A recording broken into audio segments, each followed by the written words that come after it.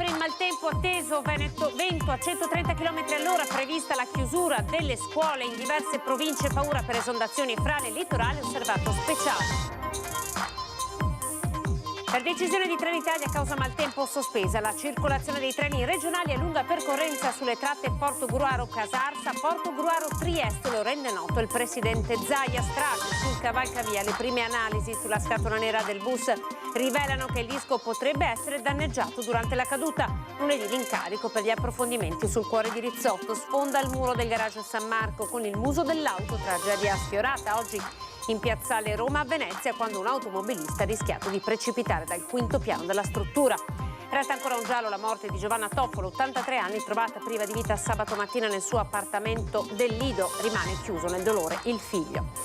C'è anche una donna di 101 anni tra le persone salvate dai vigili del fuoco dopo l'incendio che ieri ha distrutto un appartamento al Lido. La testimonianza. Il Comune, per rivitalizzare il centro, continua a puntare sul commercio con il ritorno domenica 5 degli ambulanti di Forte dei Marmi. Buonasera, ben ritrovati. TG Venezia con il maltempo. Come avete sentito dai nostri titoli, apriamo questa edizione del telegiornale. Vi ricordo che ci sarà un'edizione straordinaria a partire dalle 21:15 su Antenna 3 per tenervi aggiornati sulla situazione legata al meteo, ma intanto per noi c'è la nostra Ilaria Marchiori, che vedo già collegata dall'unità di crisi di Mestre. Ilaria, buonasera. Sì, buonasera Anna, buonasera ai nostri telespettatori. Eccoci qui nella sede della Protezione Civile di Marghera con l'assessore regionale alla Protezione Civile Giampaolo Bottacin. Assessore, so che lei si sta dedicando a noi tra una riunione e l'altra. Attualmente qual è la situazione? Ma diciamo che la fase culminante è iniziata da qualche tempo. Le precipitazioni fino adesso si sono concentrate soprattutto nella pedemontana trevigiana e vicentina, come avevamo previsto peraltro, con addirittura 100 mm registrati dal pluviometro di Follina, e infatti il Soligo sta dando qualche problema e abbiamo dei fenomeni di allagamento localizzato, qualche frana, e questa è la situazione attuale. Per quanto riguarda il Veneto orientale? Per quanto riguarda il Veneto orientale abbiamo registrato folate di vento, ma intorno ai 50-60 km/h, quindi al momento inferiore rispetto a quanto si era prospettato, però ovviamente la fase culminante è nelle prossime ore. Ecco, quando è che si potrà dire o meno se il pericolo è scongiurato? Diciamo che il fenomeno si esaurisce in questa notte, il fenomeno meteo, però poi bisogna aspettare gli effetti del suolo, il transito delle piene dei fiumi, quindi ci vorranno alcune ore, e quindi sicuramente non domani ma dopodomani potremo dire che, transitati i colmi di piena, potremo dire che il pericolo è scongiurato. Ecco, dicevamo oggi pomeriggio che la situazione di vicinanza con il Friuli, dove sono previste piogge più abbondanti, poteva essere in qualche modo pericolosa, un po' più pericolosa per noi. Ovviamente siamo in contatto costante con il Friuli Venezia Giulia, soprattutto per quanto riguarda il tagliamento e il Livenza. E ovviamente le precipitazioni piovose in Friuli comportano anche un innalzamento di questi corsi d'acqua nel tratto terminale, che è appunto in Veneto. Allo stato attuale però ci sarà un innalzamento rilevante, ma non tale da farli esondare. Queste insomma sono le previsioni in questo momento. Ringrazio l'assessore Bottacin, che continuerà ad aggiornarci anche nel corso dell'edizione straordinaria. Nel frattempo qui da Marghera è tutto, restituisco la linea allo studio. Grazie alla nostra Ilaria. Dunque avete sentito aggiornamenti continui a partire poi dalle 21:15 durante la straordinaria di Antenna 3. Poi maltempo ancora, con la decisione di Trenitalia che sospende la circolazione dei treni regionali, treni a lunga percorrenza sulle tratte Portogruaro-Casarsa, Portogruaro-Trieste. Lo ha reso noto il presidente Luca Zaia. I collegamenti ferroviari nel Veneto orientale, ha detto, sono assicurati tramite i regionali Portogruaro-Venezia. Risultano già cancellati tutti i regionali veloci Venezia-Trieste e viceversa. Anche l'azienda di trasporto del Veneto orientale, ATVO, ha sospeso per oggi e per tutta domani i collegamenti autobus verso il Friuli. Operano invece regolarmente i servizi nel territorio del Veneto, ha detto il presidente. E di autobus parliamo ora con la strage del cavalcavia del 3 di ottobre. Le prime analisi sulla scatola nera dell'autobus rivelerebbero che il disco può essere stato danneggiato durante la caduta. Vediamo.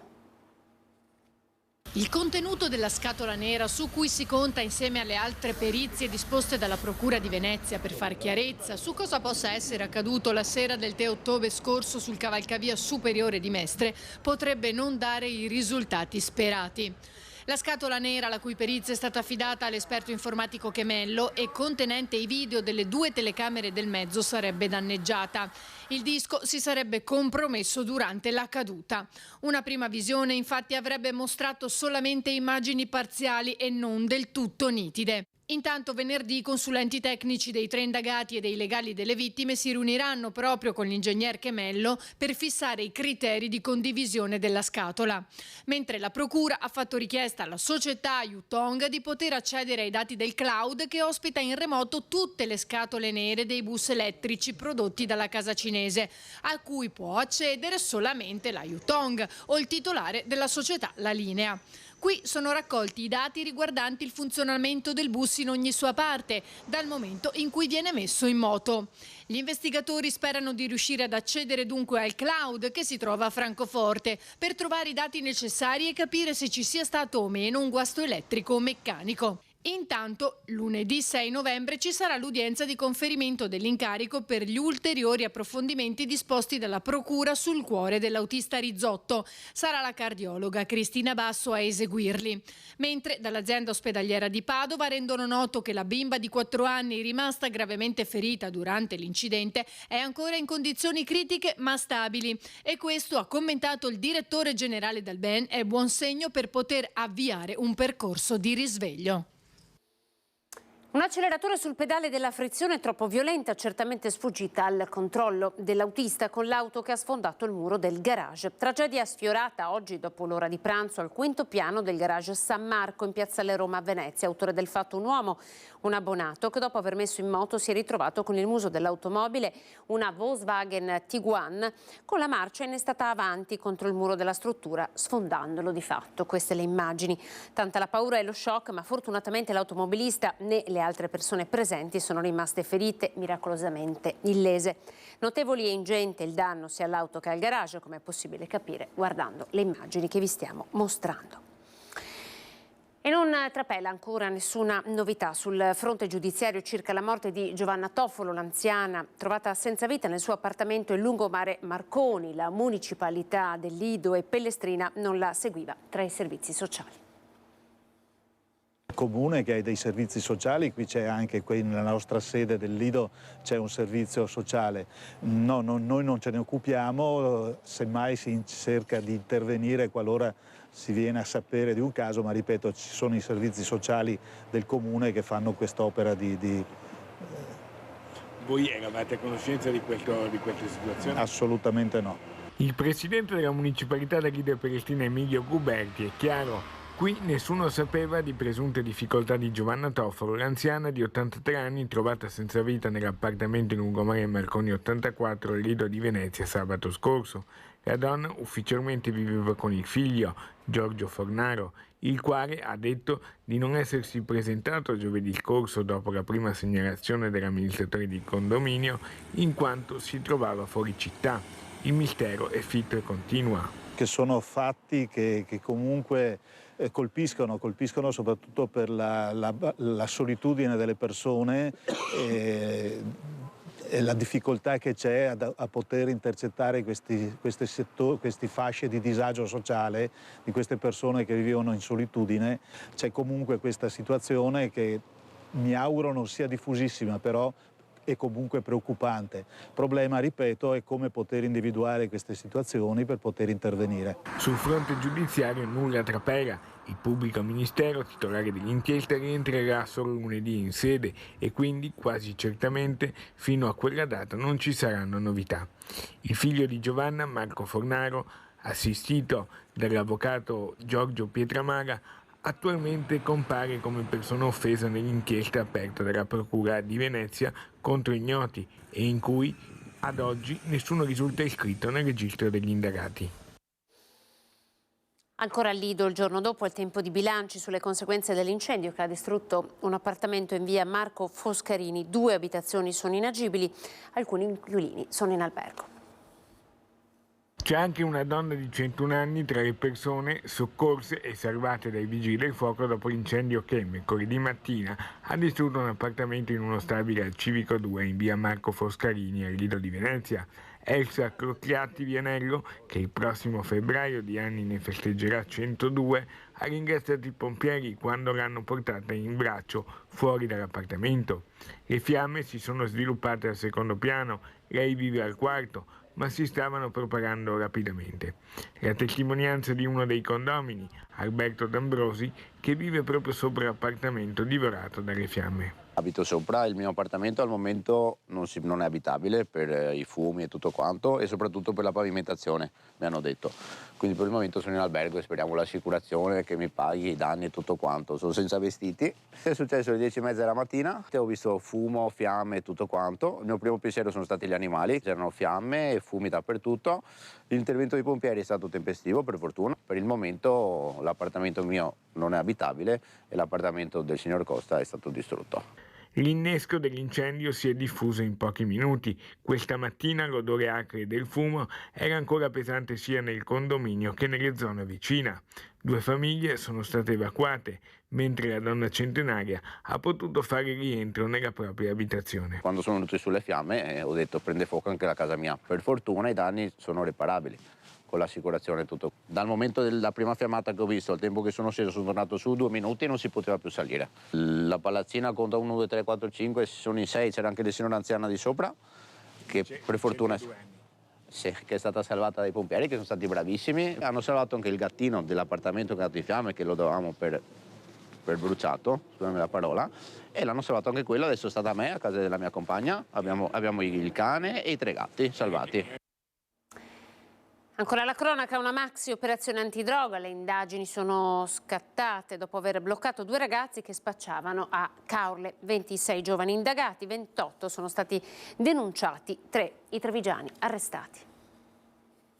Avevano scelto il mare in estate per spacciare sostanze stupefacenti. Le indagini dei carabinieri di Venezia e Treviso hanno portato alla luce una rete di giovanissimi che smerciavano hashish e cocaina lungo il litorale, soprattutto a Caorle.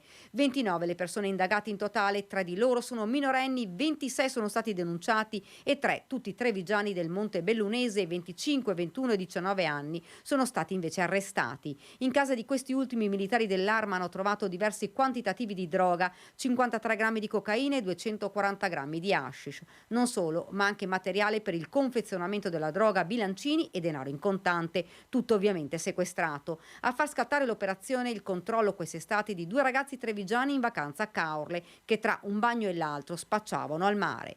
Nei giorni scorsi sono scattate le perquisizioni nelle abitazioni dei ragazzi coinvolti, quasi tutti della provincia di Treviso, a parte un minorenne residente nel veneziano. Per la maggior parte gli indagati si conoscevano, qualcuno si riforniva della droga poi da smerciare, altri spacciavano piccole dosi, altri ancora quantitativi maggiori. All'operazione hanno partecipato anche militari di altri reparti dei comandi provinciali interessati, della stazione Carabinieri 51esimo Storno dell'Aeronautica Militare di Strana ed il nucleo Carabinieri Cinofili di Torreglia in provincia di Padova. I 3 minorenni, tutti 17enni, sono stati denunciati al Tribunale dei minori di Venezia. In occasione di Halloween, le Fiamme Gialle di Venezia hanno sequestrato oltre 1 milione di articoli di vario genere, in particolare i baschi verdi. Hanno sequestrato 1.100.000 prodotti potenzialmente pericolosi per la salute dei consumatori. Molti di questi erano esposti su scaffali in 2 negozi di Marghera, Concordia, Sagittaria, entrambi gestiti da cinesi. Altri 12.000 articoli, maschere e costumi vari in particolare sono stati trovati dai militari del secondo nucleo operativo metropolitano in un esercizio di Mestre, gestito sempre da cittadini cinesi. Non sono mancate le ispezioni presso i ristoranti della zona, dove sono stati trovati 5 lavoratori irregolari, di cui 3 prestavano servizio completamente in nero. In un pub di Mestre, in particolare, la Finanza ha scoperto che metà della forza lavoro presente al momento del controllo era totalmente sprovvista del contratto di lavoro. Ci fermiamo per pochi secondi, a tra poco con il TG di Venezia.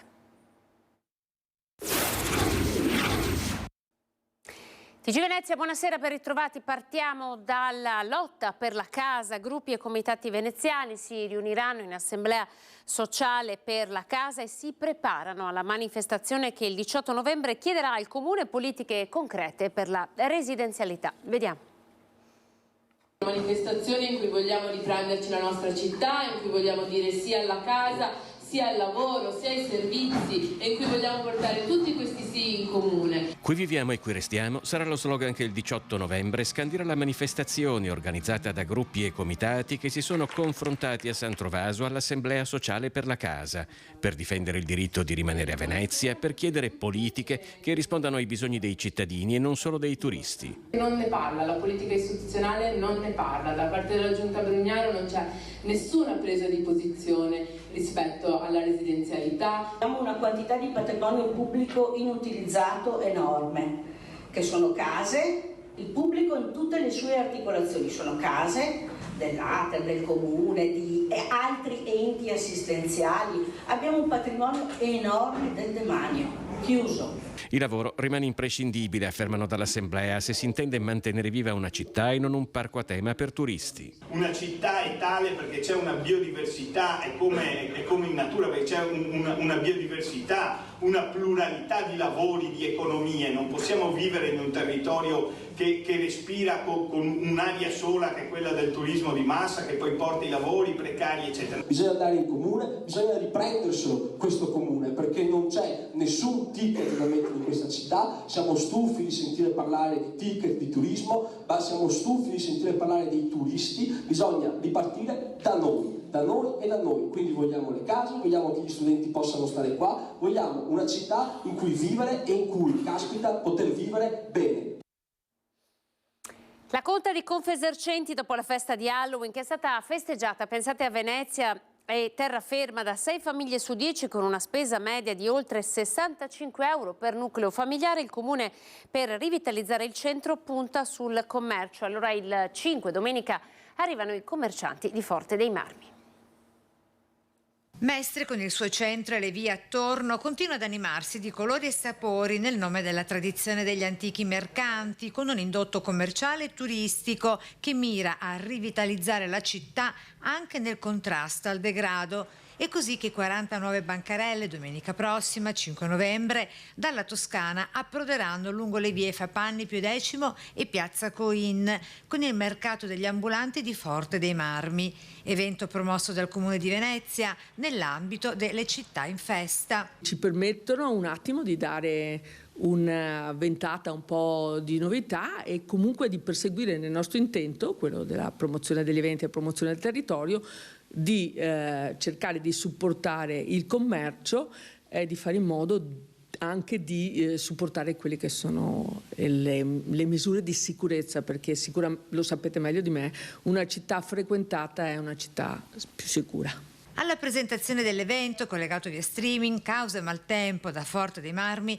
il presidente del Consorzio degli Omonimi Ambulanti, Andrea Ceccarelli, ha ribadito l'attrattività di Mestre per le aziende e laboratori toscani dopo il successo della prima edizione dello scorso maggio. Per cui abbiamo ritenuto di ripetere l'evento, che ha portato veramente tanta gente da fuori, e c'era gente da Bolzano, da Trento, da Belluno, per cui siamo stati molto soddisfatti. Il mercato sarà aperto al pubblico dalle 8 del mattino alle 19, anche in caso di maltempo. Ci fermiamo, siamo alle previsioni del tempo, dopo di noi l'informazione di TG Treviso, e vi ricordo ancora che a partire dalle 21:15 straordinaria maltempo su Antenna 3. Grazie per averci seguito, arrivederci.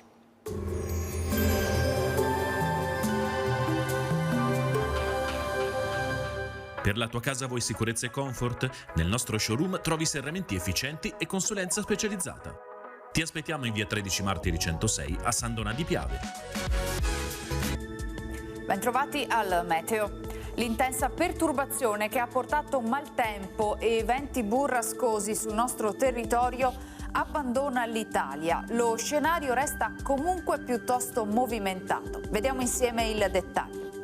Sul Veneto la grafica di venerdì 3 novembre evidenzia una situazione instabile. Nel complesso avremo fenomeni da diffusi a sparsi, anche a carattere di rovescio, meno probabili sul veneziano e sul rodigino. Piogge in diradamento con il passare delle ore. Forti venti di libeccio e temperature sostanzialmente stazionarie, minime infatti comprese tra 5 e 8 gradi, massime tra 11 e 17 gradi all'incirca. Spostiamoci ora sul Friuli Venezia Giulia.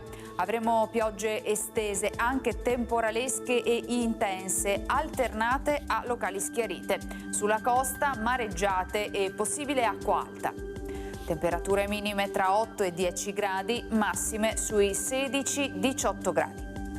Infine diamo uno sguardo alla situazione del Trentino Alto Adige, dove avremo precipitazioni piuttosto diffuse, con il passare delle ore via via più rare. Temperature minime intorno ai 5 gradi, massime sui 14-15 gradi all'incirca. Dal meteo di Antena 3 per ora è tutto, grazie per l'attenzione, arrivederci.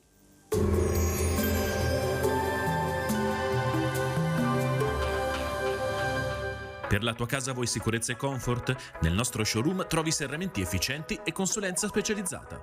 Ti aspettiamo in via 13 Martiri 106 a San Donà di Piave.